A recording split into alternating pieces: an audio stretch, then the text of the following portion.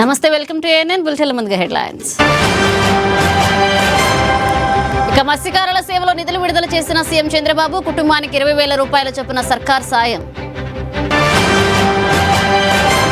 Karimnagar PMJ jewellery దోపిడీ కేసులో పోలీసులు కీలక యాక్షన్. దొంగల ముఠాను బస్ చేసిన ధర్మపురంలో విజయలక్ష్మి లాడ్జ్ సీజ్. తెలంగాణ ప్రజలకు బిగ్ రిలీఫ్, నైరుతి రుతుపవనాలకు అనుకూల పరిస్థితులు.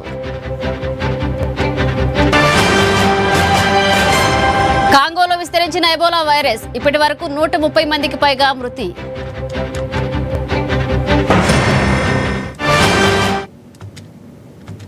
ఇక నెల్లూరు జిల్లా కావలిలో సీఎం చంద్రబాబు నాయుడు పర్యటించారు. ఈ సందర్భంగా తుమ్మలపెంట వేదికగా మత్స్యకారుల సేవ కార్యక్రమాన్ని ఆయన ప్రారంభించారు. వేట నిషేధ సమయంలో మత్స్యకారులకు ఆసరాగా ఉండేందుకు ఆర్థిక సహాయాన్ని అందజేశారు. ఒక్కో మత్స్యకార కుటుంబానికి 20,000 రూపాయల చొప్పున 1,30,796 మత్స్యకార కుటుంబాలకు 262 కోట్ల రూపాయల ఆర్థిక సహాయాన్ని విడుదల చేశారు. ఏపీ తీరంలోకి బయటికి మత్స్యకారులు వేటకొస్తే వారి వెంటపడి శిక్షిస్తామని సీఎం చంద్రబాబు తెలిపారు. గత ప్రభుత్వం మత్స్యకారులకు ఇచ్చే సాయంతో ఒక్కో పైసా కూడా పెంచలేదంటూ ఆయన విమర్శించారు. కూటమి సర్కార్ మత్స్యకారులకు ఇచ్చే సహాయాన్ని 10,000 రూపాయల నుంచి 20,000 రూపాయలకు పెంచిందన్నారు. మత్స్యకారులను పేదరికం నుంచి బయటకు తీసుకొస్తామని సీఎం చంద్రబాబు భరోసా ఇచ్చారు. ఇప్పుడే కలెక్టర్తో కూడా మాట్లాడాను. ఈ తీరం మనదే, బోటు మంది, వేట మంది, రాజీ లేదు. ఎవరైనా వస్తే వెంటాడతాం, వేటాడతాం తప్ప ఇక్కడికి అలో చెయ్యం. మర్యాదగా చెప్తాం, వాళ్ళు కూడా వినాలి. ఎవరెవరి హక్కులు వాళ్ళు కాపాడుకోవాలి.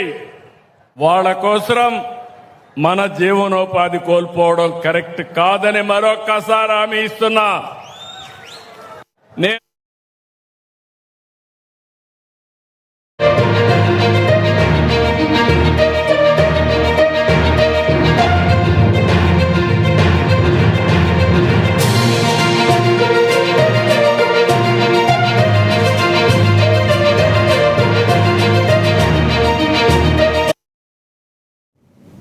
కరీంనగర్ పీఎంజే జ్యువెలరీ షోరూం భారీ దోపిడీ కేసులో నిందితుల బస్ చేసిన లాడ్జిని మున్సిపల్ అధికారులు పోలీసులు సీజ్ చేశారు. జగిత్యాల జిల్లా ధర్మపురంలోని విజయలక్ష్మి లాడ్జిలో ఈ ముఠా మకాం వేశారు. బీహార్, మహారాష్ట్రకు చెందిన అంతర్రాష్ట్ర దొంగల ముఠా నకిలీ ఆధార్ కార్డులతో ఈ లాడ్జిలో గదులను బుక్ చేసుకుంది. ఇక మే 1వ తేదీ నుండి మే 3వ తేదీ వరకు లాడ్జిలోనే ఉండి మాస్టర్ ప్లాన్ వేసినట్లుగా పోలీసులు గుర్తించారు. ఇక మే 3న ఉదయం లాడ్జి ఖాళీ చేసి ధర్మారం, పెగడపల్లి, రామడుగు గ్రామీణ రోడ్ల ద్వారా బైక్లపై కరీంనగర్ చేరుకున్నారు. అనంతరం తుపాకులతో బెదిరించి పీఎంజే జ్యువెలరీలో దోపిడీకి పాల్పడ్డారు. పోలీసుల దర్యాప్తులో లాడ్జిలోని సీసీటీవీ ఫుటేజ్, అలాగే నిందితుల ఫోన్ కాల్ డేటాను స్వాధీనం చేసుకున్నారు. నిందితులకు విరుద్ధంగా సరైన గుర్తింపు కార్డులు లేకుండా గదులు కేటాయించి దొంగలు ఆశ్రయం పొందినట్లుగా కూడా లాడ్జిపై అధికారులు చర్యలు తీసుకున్నారు.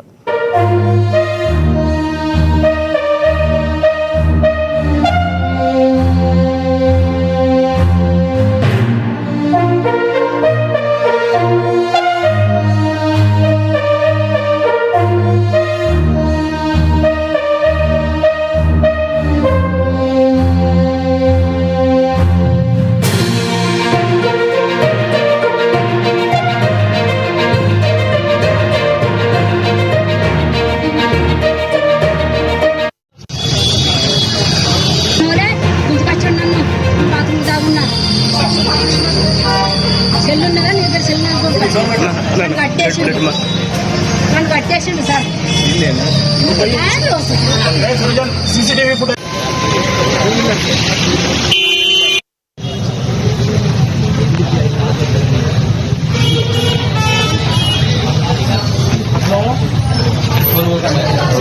ఓకే ఓకే అన్న పోమన్న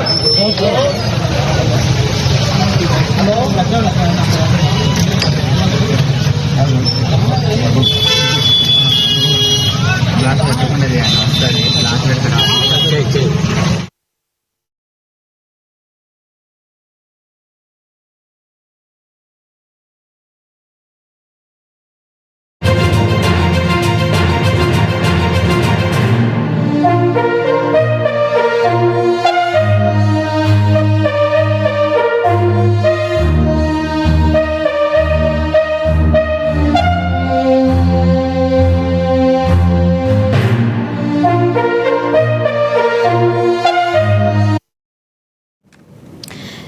రైట్, బ్రేకింగ్ న్యూస్ చూస్తున్నాం. యాదాద్రి భువనగిరి జిల్లాలో స్పెక్ట్రా అరాచకం రోజు రోజుకు పెరిగిపోతుంది. యాదగిరిగుట్ట మండలం మాసాయిపేట కేంద్రంగా వీరి ఆగడాలు మితిమించిపోతున్నాయి.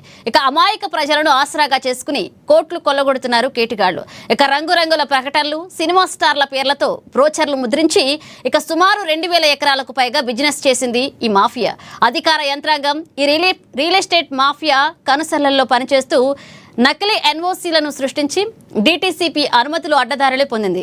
అధికారుల ధనదాహానికి పలు గోని చెరువు కబ్జాకు గురైందనే చర్చ బహిర్గతం కావడంతో తేలుకుట్టిన దొంగల్లా ఇరిగేషన్ అధికారులు నామమాత్రంగా కేసులు పెట్టి చేతులు దులుపుతున్నారంటూ స్థానికంగా విమర్శలు వెలువెత్తుతున్నాయి. ఇక జిలిటిన్ స్టిక్లతో కొండలను పిండి చేస్తూ సహజ సంపదను నాశనం చేస్తున్నారు. బాంబుల మోతలతో సమీప గ్రామాలు దద్దరిల్లిపోతున్నాయంటూ స్థానిక ప్రజలు ఆందోళన వ్యక్తం చేస్తున్నారు.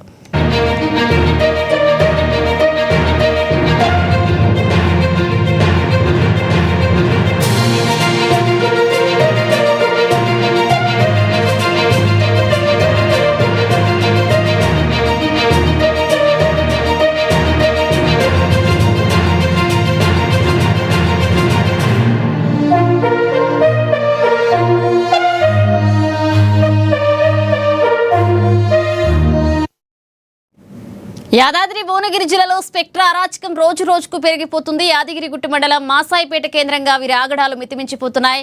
అమాయక ప్రజలను ఆసరాగా చేసుకుని కోట్లు కొల్లగొడుతున్నారు కేటిగాళ్లు. ఇదే అంశానికి సంబంధించి మరిన్ని అప్డేట్స్ అందించడానికి మా ప్రతినిధి హరీష్ ఫోన్ లైన్ లో సిద్ధంగా ఉన్నారు. హరీష్, రైతు మనిష యాదాద్రి భువనగిరి జిల్లాకి సంబంధించి కూడా రియల్ ఎస్టేట్ అరాచకం మితిమీరిపోతున్న పరిస్థితులు అయితే కనిపిస్తా ఉంది. ముఖ్యంగా యాదగిరిగుట్ట మండలం మాసాయిపేట కేంద్రంగా కూడా వీరి ఆగడాలకు రోజు రోజుకి మితిపోయిన పరిస్థితి అయితే కనిపిస్తోంది. ప్రధానంగా దీంట్లో అమాయక ప్రజలకు సంబంధించి కూడా ఆసరాగా చేసుకుని వాళ్ళ వీక్నెస్ ని ఆధారంగా కోట్లు కొల్లగొడుతున్న పరిస్థితి అయితే కనిపిస్తా ఉంది. ప్రధానంగా స్పెక్ట్రా అనే రియల్ ఎస్టేట్ సంస్థకు సంబంధించి కూడా ముఖ్యంగా దీంట్లో 4500లకు పైగా బాధితులను మోసం చేసింది. దాంట్లో ప్రధానంగా కోట్లు కొల్లగొట్టినట్టుగా కూడా ఏదైతే దీనికి సంబంధించిన వాస్తవాలు బయటకు వస్తున్న నేపథ్యం అయితే కనిపిస్తా ఉంది. ఇక మొత్తంగా ఈ ఏదైతే రియల్ ఎస్టేట్ కి సంబంధించి రంగురంగుల ప్రకటనలు కావచ్చు, సినీతారాలతో ప్రకటనలు కావచ్చు, ముఖ్యంగా బ్రోచర్లు కావచ్చు, అలాగే కటౌట్స్ కావచ్చు, ఆకర్షణీయమైన కటౌట్స్ కావచ్చు, స్పెక్ట్రా రియల్ ఎస్టేట్ కంపెనీకి సంబంధించి కూడా ఇంటర్నేషనల్ లెవెల్లో ఆ ప్రకటనలను చూపిస్తూ అమాయకులను మోసం చేస్తున్న పరిస్థితి అయితే కనిపిస్తోంది. ఇక బిజినెస్ కి సంబంధించి కూడా దాదాపుగా 2000 ఎకరాలకు సంబంధించిన బిజినెస్ ఈ రియల్ ఎస్టేట్ మాఫియా సంబంధించి కూడా చేసినట్టుగా వాస్తవాలు బయటకు వస్తా ఉన్నాయి. ప్రధానంగా అధికార యంత్రాంగం రియల్ ఎస్టేట్ మాఫియా కనుసంధానంలో కూడా పనిచేస్తున్నట్టుగా కూడా తెలుస్తా ఉంది. ప్రధానంగా దీంట్లో నకిలీ ఎన్ఓసీలకు సంబంధించి ఏదైతే స్పెక్ట్రా ఆధీనంలో ఉన్న ల్యాండ్ ఉందో అదంతా కూడా నకిలీ ఎన్ఓసీలను సృష్టించింది. నకిలీ ఎన్ఓసీలు కావచ్చు, నకిలీ సంబంధించిన డాక్యుమెంట్స్ ను ఆధారంగా కూడా అడ్డదారిలో ఆ డాక్యుమెంట్స్ ను ఏదైతే అడ్డదారిలో డాక్యుమెంట్స్ కి సంబంధించి కూడా అనుమతులు పొందినట్టుగా కూడా తెలుస్తా ఉన్నది.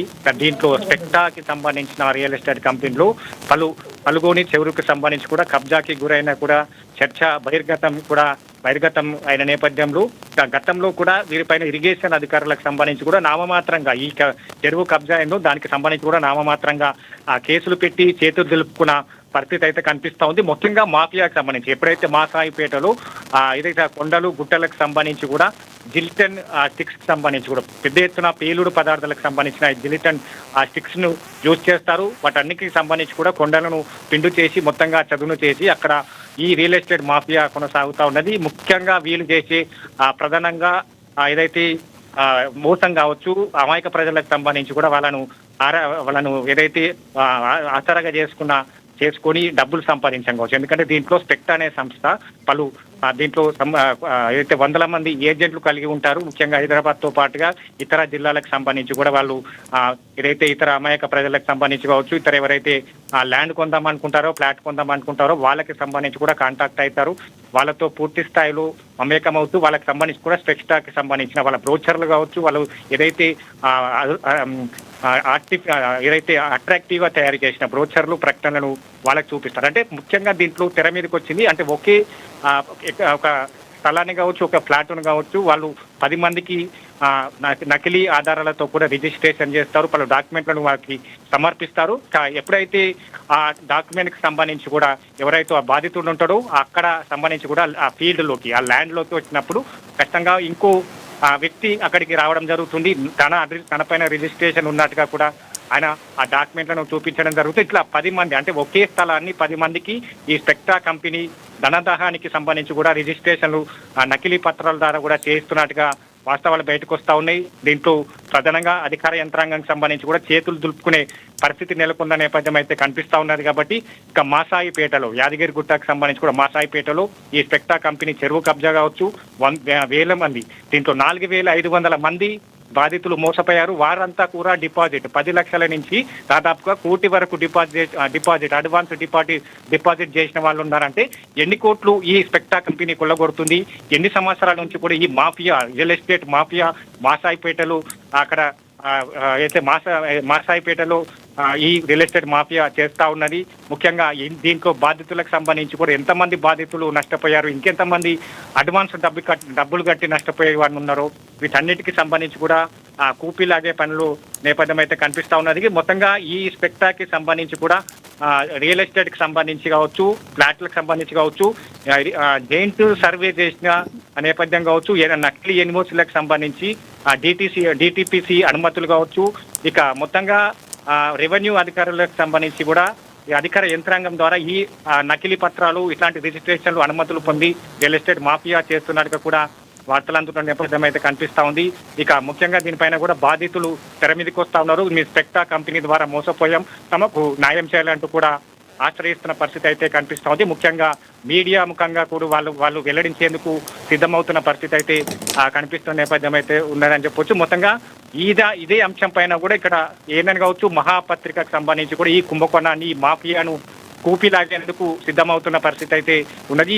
దీని వెనుక ఎవరున్నారు, ఈ స్పెక్ట్రా వెనుక ఎవరున్నారు, అనుమతులకు సంబంధించి ఎవరిచ్చారు, ఆ డిటిసిపి అనుమతులు ఏ విధంగా వచ్చాయి, వీళ్ళు ఒకే పేరు మీద ఒక 10 మందికి ఒకే స్థలాన్ని ఎలా రిజిస్ట్రేషన్ చేశారో నామమాత్ర డాక్యుమెంట్లు కావచ్చు, దీంట్లో బాధితులు ఏ విధంగా నష్టపోయారు, ఎన్ని కోట్లు నష్టపోయారు, వీటన్నిటికి సంబంధించి కూడా ముఖ్యంగా ఏంటంటే అలాగే మహాపత్రికకు సంబంధించి కూడా కూపీలాగే పనిలో ఉన్న పరిస్థితి అయితే ఉన్నది. కాబట్టి ముఖ్యంగా స్పెక్ట్రా కంపెనీకి సంబంధించి కూడా అక్కడ స్థానిక ప్రజలు కావచ్చు, బాధితులంతా కూడా ఇప్పుడు వాళ్ళు మోసపోయినట్టుగా తెర మీదకి వస్తా ఉన్న పరిస్థితి అయితే కనిపిస్తా ఉంది. ఇక అమాయక ప్రజలకు సంబంధించి కూడా అండగా నిలిచేందుకు మహాపత్రిక నేను ముందుకు వచ్చిన పరిస్థితి ఉందని చెప్పొచ్చు. Manisha. Right, thank you Harish.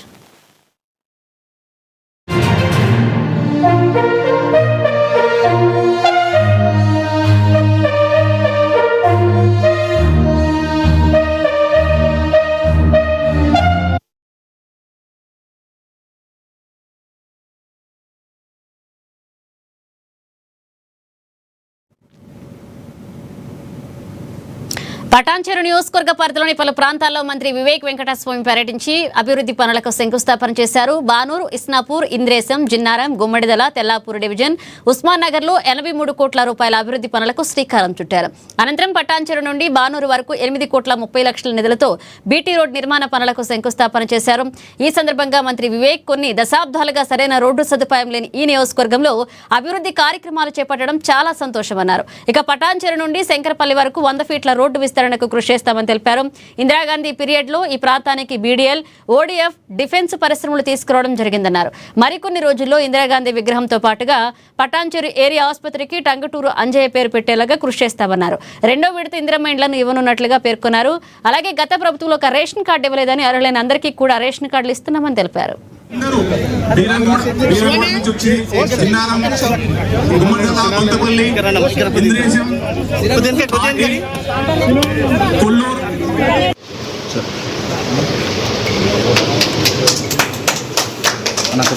మా ఫ్యాక్టరీ కూడా ఇందిరాగాంధీ గారి కాన్స్టిట్యూన్సీలో పెట్టడం జరిగింది. సో మంచి స్టాచ్యూ పెడతాం అందరం కలిసి ఇందిరాగాంధీ.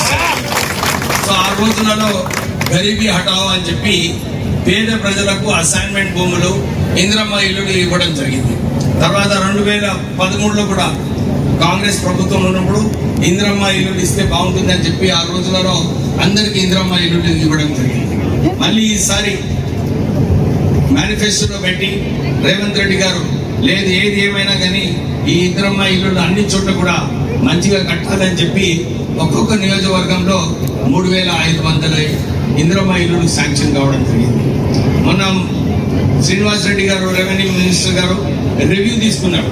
దీంట్లో ఏమేమి ఇష్యూస్ ఉన్నాయి, దీంట్లో ఏమేమి ఇబ్బందులు ఉన్నాయి, దీన్ని ఎట్లా సరిదిద్దాలని చెప్పి దాంట్లో కూడా చాలా మార్పులు తీసుకొచ్చి ప్రజలకు మేలు అయ్యేలాగా నిర్ణయాలు తీసుకోవడం జరిగింది. సో నేను అందరికీ కోరేది ఏంటంటే ఎవరైతే నిజంగా స్థోమత లేదో వారికి కొంచెం కాంట్రాక్టులతో, నేను కలెక్టర్ గారు మీరు చొరవ తీసుకోవాలి, కాంట్రాక్ట్స్తో మాట్లాడి అదే బేస్మెంట్ లెవెల్ వచ్చే వరకు వారికి సాయం చేస్తే వారు తగ్గిన ఇళ్ళన్నీ కూడా కట్టుకుంటారు. కొద్దిగా దాంట్లో అవుట్ ఆఫ్ ద వే పోయి కొద్దిగా చొరవ తీసుకుంటే ఈ ఇందిరమ్మ ఇళ్ళన్నీ కూడా పూర్తిగా. జగిత్యాల నియోజకవర్గ అభివృద్ధి కేంద్రీయ విద్యాలయం ఏర్పాటుపై ఎమ్మెల్యే డాక్టర్ సంజయ్ కుమార్ కీలక వ్యాఖ్యలు చేశారు. ఎంపీ అరవింద్ వైఖరిపై ఆయన తీవ్రస్థాయిలో మండిపడ్డారు. జగిత్యాల ప్రజలను తప్పుదోవ పట్టించేలా ఎంపీ మాట్లాడుతున్నారని ధ్వజమెత్తారు. కేంద్రం నుంచి రాష్ట్రానికి రావాల్సిన నిధులు అడగడం సీఎం హక్కని, అలా అడిగితే బిచ్చగాడు అంటారా అంటూ ఆగ్రహాన్ని వ్యక్తం చేశారు. విద్యార్థుల భవిష్యత్తులో రాజకీయం చేయవద్దని, స్థలం నెపంతో కేంద్రీయ విద్యాలయాన్ని వేరే ప్రాంతానికి తరలించే కుట్రలు ఆపాలంటూ డిమాండ్ చేశారు. మీరు అపాయింట్మెంట్ ఇస్తే మీ దగ్గరకు వచ్చి మళ్ళీ కూడా రిక్వెస్ట్ చేస్తాను. నేను నన్ను ఏదో మాట్లాడాలని కూడా నేను బాధపడను. కానీ ఒక ఫెడరల్ స్ఫూర్తితోటి పనిచేయాల్సిన కేంద్ర ప్రభుత్వం 2 లక్షల కోట్ల పైన 5 ఏళ్ళలో తీసుకొని 85,000 కోట్లు మాత్రమే తిరిగించి ఈరోజు రాష్ట్ర ప్రభుత్వ పైసలు మీరు ఉంచుకుంటే రాష్ట్ర అధినేతగా ముఖ్యమంత్రి గారు గౌరవంగా హక్కుగా అడిగితే బిచ్చగాడు అనడాన్ని తీవ్రంగా ఖండిస్తా ఉన్నా. మళ్ళీ చెప్తా ఉన్నా, జగిత్యాల కేంద్రీయ విద్యాలయం విషయంలో మీరు రాజకీయం చేయడం తగదు. మీరు అన్నదే కావాలి, అన్నంత కావాలంటే అది స్వయం ప్రతిపత్తి గల సంస్థ. అందరినీ స్థలాన్ని ఇచ్చే పరిస్థితి ఇప్పుడైతే లేదు. రెడీగా ఉన్నది టిఆర్ నగర్ లో రోడ్డుకు 200 కిలోమీటర్ల దూరంలోనే, మీటర్ల దూరం. పల్నాడు జిల్లా నరసరావుపేటలో కూటమి ప్రభుత్వంపై ప్రజల్లో పూర్తి నమ్మకం ఉందని ఎమ్మెల్యే చెదలవాడ అరవింద్ బాబు ధీమా వ్యక్తం చేశారు. వచ్చే శాసనసభ ఎన్నికల్లో నరసరావుపేటలో మళ్లీ తానే ఎమ్మెల్యేగా విజయం సాధిస్తానని, రాష్ట్రంలో మళ్లీ నారా చంద్రబాబు సీఎం అవుతారంటూ ఆయన స్పష్టం చేశారు. ఇక నియోజకవర్గ ప్రజలకు తాము అందిస్తున్న నిరంతర సేవలే తమను మళ్లీ గెలిపిస్తాయన్నారు. ఇదే సమయంలో ఆయిల్ ధరల పెంపుపై విమర్శలు చేస్తున్న వైఎస్ఆర్ కాంగ్రెస్ పార్టీ నేతలపై ఆయన తీవ్రస్థాయిలో విరుచుకుపడ్డారు. అమ్మాయికి ఆ రోజు కలెక్టర్ గారి దగ్గర నుంచి కూడా 10 లక్షల రూపాయలు ఎక్స్గ్రేషన్ కూడా ఇప్పించడం జరిగింది. ఇట్లాంటి ఎన్నో పోరాటాలు చేసాం. ఒక అరవింద్ బాబుని 5 ఏళ్లలో కూడా ఈ వైసీపీ ప్రభుత్వాన్ని దుర్మార్గాలు చేస్తున్నా, అన్ని కేసులు పెడుతున్నా కానీ ఒక అరవింద్ బాబు మీద, నా మీదే 64 కేసులు పెట్టడం జరిగింది. పోలీసులతో ఎన్నో దాడులు చేయించడం జరిగింది. ఇవన్నీ కూడా ప్రజలు గుర్తించారు కాబట్టి కులం, మతం, రాజకీయాలు తెలియని అరవింద్ బాబుని ప్రజల కోసం పనిచేస్తాడని చెప్పి నన్ను గెలిపించడం జరిగింది. కాబట్టి ఎప్పుడు కూడా నేను ఒకటే హెచ్చరిస్తున్నాను, గోపిరెడ్డి శ్రీనివాసరెడ్డి కానీ వైసీపీ నాయకుల్ని, ఓ పరిపాలనకి మంచి ప్రభుత్వం ఇవాళ పరిపాలన నడిపిస్తూ ఉంది కాబట్టి ఆ ప్రభుత్వానికి అండగా ఉండే బాధ్యత మనం అందరం కూడా తీసుకోవాలి. దాంట్లో మీరు కూడా భాగస్వాములు కావాలి. వాళ్ళ టీడీపీ, జనసేన, బీజేపీ కాదు, వైసీపీ నాయకులు, కార్యకర్తలు కూడా చాలామంది చంద్రబాబు నాయుడు గారి పరిపాలన అంటే, మరి పవన్ కళ్యాణ్ పరిపాలన అంటే చాలా ఇష్టంగా ఉన్నారు కాబట్టి ఇవాళ మమ్మల్ని గెలిపించడం జరిగింది. 164 సీట్లు ఇవ్వడం జరిగింది. దాన్ని కాపాడుకునే బాధ్యత మేము తీసుకుంటామని చెప్పి తెలియజేస్తూ, మీరు ఎటువంటి వ్యాఖ్యలు చేసినా మేము ఖాతరు చేసేవాళ్ళం కాదు. అరవింద్ బాబుగా నేనైతే ఎప్పుడు కూడా ఎటువంటి వ్యాఖ్యల్ని పెద్ద పట్టించుకోను. నేను ప్రజల్లో ఉంటాను. నా పని ఎప్పుడు కూడా నాకు ఇచ్చిన ప్రజలు గౌరవించారు, ఎమ్మెల్యే గెలిపించారు కాబట్టి వాళ్ళ రుణం తీర్చుకోవడానికి రోజు నిత్యం ప్రజల్లో ఉంటా అని చెప్పి మీడియా ముందు తెలియజేస్తూ మరొకసారి. మార్కాపురం జిల్లా పెద్ద ఆరవీడు మండలం సానికవరంలో కామ్రేడ్ పుచ్చలపల్లి సుందరయ్య వర్ధంతిని నిర్వహించారు. ఈ సందర్భంగా ఆయన జ్ఞాపకార్థంగా స్మారక విజ్ఞాన కేంద్రాన్ని ప్రారంభోత్సవం చేశారు. ముందుగా సుందరయ్య చిత్రపటానికి పూలమాలలు వేసి నివాళులర్పించారు.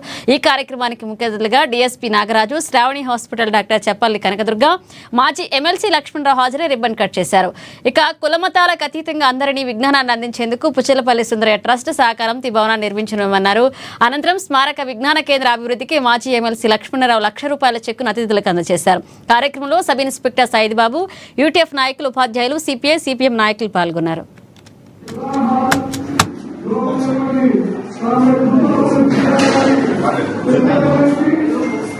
ప్రారంభిస్తున్నందుకు కమిటీ మొత్తానికి నేను అభినందన తెలియజేస్తున్నాను. అదేవిధంగా ముఖ్య కన్సెప్షన్ చేసి భవిష్యత్ అవసరాల కోసం దాంట్లో మౌలిక సదుపాయాలు కల్పించే దాంట్లో భాగంగా దాతల నుంచి స్వీకరించి ఇక్కడ యువతకి మరియు ప్రజలకి విద్య, ఉపాధి, వైద్యం రిలేటెడ్గా సమాజ సేవ చేయాలని ఇలాంటి మంచి స్టెప్ తీసుకున్నందుకు ముందుగా కమిటీ సభ్యులందరికీ కూడా నా ధన్యవాదాలు తెలియజేస్తూ ఉన్నాను. ఇలాగే ఈ యొక్క లైబ్రరీ అనేది ఎంత ముఖ్యమో ఒక ఉద్యోగార్థిగా ఊళ్ళూరు పట్టుకొని పుస్తకాలు పట్టుకొని తిరిగి నాకు తెలుసు. మీ గ్రామంలో కూడా ఎంతో మంది పిల్లలు చదువుకోవడం కోసం బయటికి వెళ్ళి సిటీల్లో నానా ఇబ్బందులు పడుతూ లైబ్రరీలో సీట్లు లేక చెట్ల కింద కుర్చీలు కట్టుకొని అక్కడే రైస్ కుక్కర్తో అనుకుంటా చదువుకునే వాళ్ళు నేను ఎంతో మందిని చూశాను. నేను అలా చదువుకున్నవాడిని. మీ ప్రాంతంలో ఉన్నటువంటి యూత్కి ఉద్యోగార్థులకి ఎంతో బాగా ఉపయోగపడాలని, అలాగే ఒక లైబ్రరీ విషయమే కాకుండా ఇతరత్ర హెల్త్ క్యాంప్స్ కావచ్చు, రైతులకు అవేర్నెస్ క్యాంపులు కావచ్చు, ఇంకేదన్నా మంచి మంచి విషయం. పల్నాడు జిల్లా దాచిపల్లి మండలం గామాలపాడు గ్రామంలోని చారిత్రక శ్రీ చెన్నమల్లేశ్వర స్వామివారి ఆలయ పునరాభివృద్ధి పనులు వేగవంతంగా కానున్నాయి. 11వ శతాబ్దంలో నాయకురాలు నాగమ్మ నిర్మించిన ఈ గుడికి శిథిలావస్థకు చేరగా టీటీడీ బోర్డు సభ్యులు జంగా కృష్ణమూర్తి సహకారంతో పునర్నిర్మాణం పూర్తి చేసుకుని ధూపదీప నైవేద్యాలతో అలంకరించబోతున్నారు. ఈ నేపథ్యంలో పల్నాటి వైభవాన్ని ప్రతిబింబించేలా ఇక్కడ ఒక మ్యూజియం ఏర్పాటు చేసేందుకు జంగా కృష్ణమూర్తి పురావస్తు శాఖ అధికారులతో కలిసి స్థలాన్ని పరిశీలించారు. కార్యక్రమంలో దుర్గగుడి పండితులు శర్మతో పాటుగా గ్రామ పెద్దలు పాల్గొన్నారు.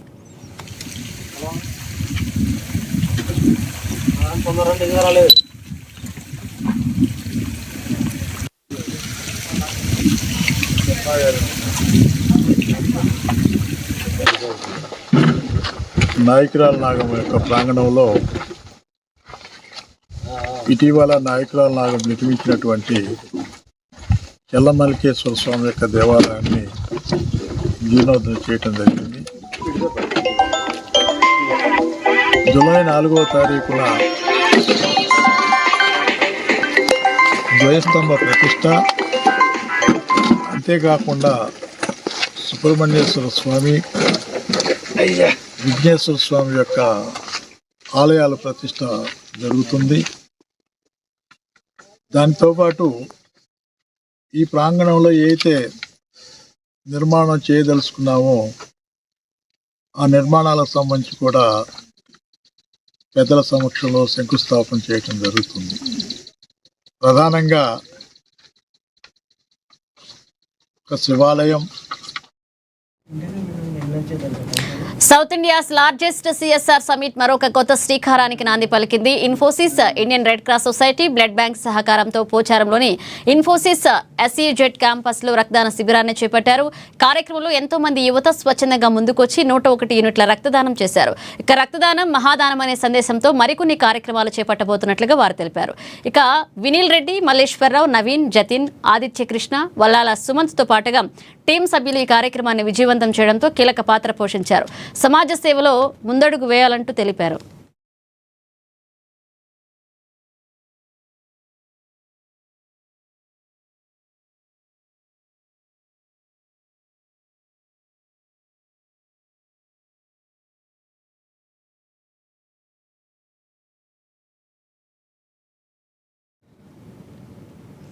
వరంగల్ జిల్లా న్యూ సాయంపేట సర్కిల్లో తీవ్ర ఉద్రిక్తత వాతావరణం చోటు చేసుకుంది. స్థానిక కోడెల్లో ఉన్న హనుమాన్ స్వామి విగ్రహాన్ని కొందరు గుర్తు తెలియని దుండగులు ధ్వంసం చేయడం తీవ్ర కలకలం రేపింది. ఈ విషయం తెలియగానే భక్తులు, స్థానిక ప్రజలు పెద్ద ఎత్తున ఘటనా స్థలానికి చేరుకుని తీవ్ర ఆగ్రహాన్ని వ్యక్తం చేశారు. కాగా నిరసనకారులను పోలీసులు అరెస్ట్ చేసి స్టేషన్కి తరలించారు. ఇవాళ హనుమాన్ విగ్రహ ప్రదేశంలో భక్తులు ప్రత్యేక పూజలు నిర్వహిస్తూ భజనలు చేశారు. దేవాలయ ప్రాంతంలో ఉన్నటువంటి ప్రభుత్వ భూమిని ఆక్రమించేందుకు కొందరు కుట్రలు చేస్తున్నారని భక్తులు ఆరోపించారు. ఈ ప్రదేశంలో ఆక్రమదారులు రెస్టారెంట్ కట్టాలని చూస్తున్నారంటూ భక్తులతో మా ప్రతినిధి Mounish face to face.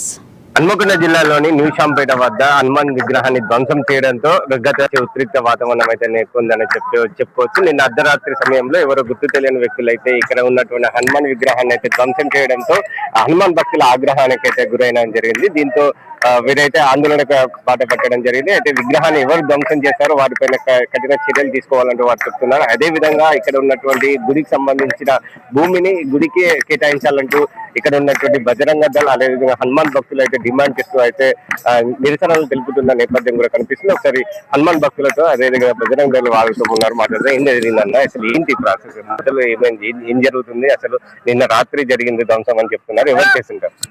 Bathukamma కుంటగా అనేక సంవత్సరాల నుండి, ఒక 40-50 సంవత్సరాల నుండి ఇక్కడ దేవాలయం భూమి ఉంది. అంటే షాయంపేట ప్రజలందరూ బతుకమ్మలు మా 40 సంవత్సరాల 50 సంవత్సరాల క్రితమే కావచ్చు, అందరూ ఇక్కడ బతుకమ్మ ఆడుకునేది అనేక సంవత్సరాలు. రీసెంట్ గా 1 సంవత్సరం నుండి ఇక్కడ ఈ యొక్క దేవాలయ ల్యాండ్ ఉంది. అక్కడ హనుమంతులు 1000 మంది దాకా ప్రతిరోజు వచ్చి ఇక్కడ 8 మంది స్వాములు భక్తాంజనేయ స్వామి ట్రస్ట్ నుంచి దీని ఆధ్వర్యంలో 41 రోజులు ప్రతి ఒక్క స్వామికి అన్నదాన కార్యక్రమం జరుగుతూ ఉంది. కొందరు నాయకులకు మరి కొందరి వ్యక్తులకు ఏం కన్ను పుట్టిందో ఏమో ఆ టైంలో ఈ దేవాలయం ప్రతి ఒక్కరికి తెలిసింది. అనేక సిద్దిపేట కావచ్చు, సిరిసిల్ల కావచ్చు, భద్రాచలం వివిధ క్షేత్రాల నుండి ఇక్కడికి వచ్చి అన్నదాన కార్యక్రమం, అన్నప్రసాద వితరణ కార్యక్రమం తీసుకుని పోయేది. ఈ కుంటగా ఉండేదాన్ని భద్రకాళి చెరువులో నుంచి వచ్చి ఈ యొక్క మురని ఇందులో నింపి ఒక ల్యాండ్ గా విస్తరణ చేసింది. అంటే మాకు తెలిసిన సమాచారం ప్రకారం ఇది ఒక 5 స్టార్ హోటల్ కి ఇవ్వడానికి కొందరు నాయకులు కావచ్చు, కొందరు వివిధ వ్యక్తులు కుట్ర చేస్తున్నారని మాకు సంబంధం తెలిసింది. అంటే గవర్నమెంట్ ల్యాండ్ లా, కుంటగా ఉన్న ల్యాండ్ లా, సర్వే నెంబర్ 239 2010 మనకు లా ప్రకారంగా చూసుకున్నాయి. 2010లో మనకి ఇక్కడ దేవాలయం ల్యాండ్ ఉన్నది. 2010 తర్వాత మరి ఏ బుద్ధి తక్కువ ఇది ఈ గవర్నమెంట్ కి రాసిండో మరి అనేక దగ్గర హైడ్రా పేరు మీద కూడగొడతా ఉన్నారు. మరి ఇది కుంటనే కదా, మేము అడిగేది కుంటనే కదా, ఈ కుంటను మీరు కూల్పిల్లు, మేము దేవాలయానికి వాడుకుంటా ఉన్నాం. ఇలా అనేక మంది 1000 మంది స్వాములు ఇక్కడ భోజనం చేస్తా ఉన్నారు. ఈ వివిధ ఆధ్యాత్మిక కేంద్రం ఇక్కడ ఉన్నది కాబట్టి మరి ఇక్కడ మేము స్వాముల అందరం ఇక్కడ హనుమంతుడు మాకు టెంపుల్ దాంట్లో మాకు భద్రకాళి చెరువులో హనుమంతుడు పెద్ద విగ్రహాన్ని ఇక్కడ పెట్టుకొని ప్రతిరోజు మనం పూజ చేస్తా ఉన్నాము.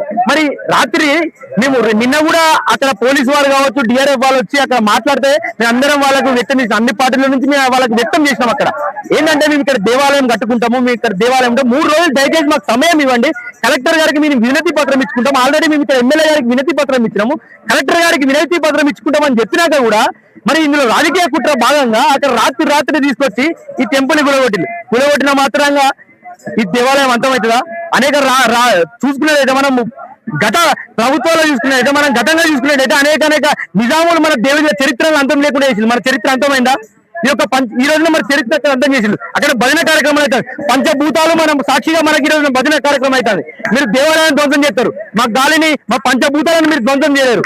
అనేక హిందూ కార్యకర్తలు ఇక్కడికి వచ్చి మేము ఆందోళన వ్యక్తం చేస్తున్నాం. ఇక్కడ రానున్న రోజుల్లో 5 ఎకరాల భూమి అనేది 5 ఎకరాలు ఉంది భూమి. ఇది గవర్నమెంట్ ల్యాండ్ కదా, అంటే ఇక్కడ వరకు ఓన్లీ ప్రభుత్వ భూమి ఇక్కడ నుంచి ఉంది కదా, దానిపైన మీకు ఎందుకు అట్లా చేయాల్సి వస్తుంది? ఎందుకంటే ఇది గవర్నమెంట్ భూమి, దీని మీద ఇంకా ఏం జరుగుతలేదు, ఏ ప్రాసెస్, జస్ట్ భద్రకాళి చెరువు మట్టి మాత్రమే ఇక్కడ పోస్తున్నారు. కానీ మీకు ఎట్లా ఇది అంత సమాచారం? మహబూబాద్ జిల్లా నరసింహులపేట మండలం వస్త్రం తాండాలో ధాన్యం కొనుగోలు కేంద్రం వద్ద రైతులు ఆందోళన దిగారు. 40 రోజులుగా ధాన్యం కొనుగోలు చేయకపోవడంతో నిరసన వ్యక్తం చేశారు. ధాన్యం కొనేవారు లేరు అంటూ కూడా రైతులు తమ అసహనాన్ని వ్యక్తపరిచారు. కొనుగోలు ప్రక్రియ వెంటనే ప్రారంభించాలంటూ డిమాండ్ చేశారు. ఈ ఘటనతో కొనుగోలు కేంద్రం వద్ద ఉద్రిక్త పరిస్థితులు నెలకొన్నాయి.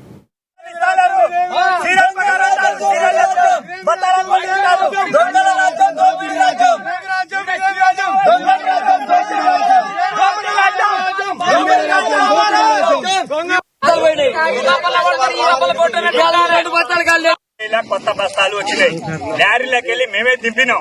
వాటిని కట్లు ఉంటే కట్లు కట్ చేసి మరీ రూమ్ లో పెట్టించిండు. మాతోటి పెట్టించినాక ఏం చేసిండు, పంచమని మేము కోరినాం అతను అధికారిని. కోరితే ఏమన్నాడు, ఇవాళ పంచను సీరియల్ ప్రకారం ఇస్తా, అన్నం తిని వస్తానని ఇంటికి వెళ్ళిండు. సరే మేము ఇక్కడనే కూర్చున్నాం. ఈయనే కూర్చున్నాక మళ్ళీ అన్నం తిని వచ్చినాక మళ్ళీ సీరియల్ ప్రకారం పంచమంటే లేదు, ట్రాక్టర్లు వచ్చినాయి, 6 ట్రాక్టర్లు లోడ్ అవుతున్నాయి. తారీఖు బస్తాలు వచ్చినాయి. వస్తే ఏమైందంటే సీరియల్ ప్రకారం ఇస్తా ఉన్నా లోన్ ఇప్పించింది రూమ్ లో. నిన్న 18 తారీఖు ఒక్కరికి 2 రైతులకు ఇచ్చిండ్రు. రాత్రి మొత్తం వాళ్ళు డబ్బులకు అమ్ముకుంటారని అంటుండ్రు. రాత్రి తాళం తీసిండ్రు, ఎవరికి సప్లై చేసింది తెలియదు. ఇప్పుడు బస్తాలు లేవు. దొంగలు పడరా అంటారు, దొంగలు పడితే తాళం పళ్ళు కొట్టాలి. దొంగలు పడి తాళం తీసిండ్రు, మళ్ళీ బస్తాలు తీసుకొని పోయి తాళం వేసి ఉంచిండ్రు. ఇప్పుడు ఎవరు అటు ఐకేపీ సెంటర్ కాదు, ఒక్కరు కూడా లేరు, మెయింటైన్ చేసే వాళ్ళు ఎవరు లేరు. దానికి బాధ్యత ఎవరు వహించాలి?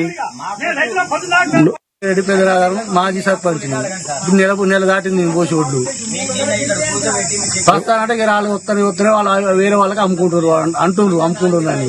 బస్తాలు మొన్న వచ్చినాయి, 17 ఉదయం వచ్చినాయి.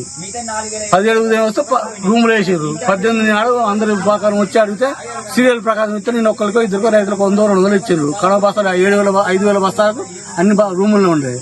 ఇప్పుడు రూమ్ లో బస్తాలు లేకుండా మాయం చేసింది. ఐకేపీజీ నేను ఒడ్లు పోసి నెల 2 రోజులు అవుతుంది సార్. అయితే ఇక కొత్త బస్తాలు వచ్చినాయి. ఆ పిల్లగాడు నాకు కొద్దిగా దగ్గర ఉన్నాడు, అందుకోసం ఇక 5 బిర్రు తాపించిన. 5 బిర్రు తాపించి మరి ఇక సరే ఇక నాకు ఇక చిన్నగా ఇత్తడు కావచ్చు అనేసి ఇతడు గమ్మున ఉంటే ఆయన ఏం చేసిండు నైట్ ఇక 3 రోజులు 30 పెట్టి నైట్ ఇక బస్సులు మొత్తం అయిపోయినాయి. ఇక తెల్లారి వచ్చి చూస్తే తాళం వేసి ఉన్నది.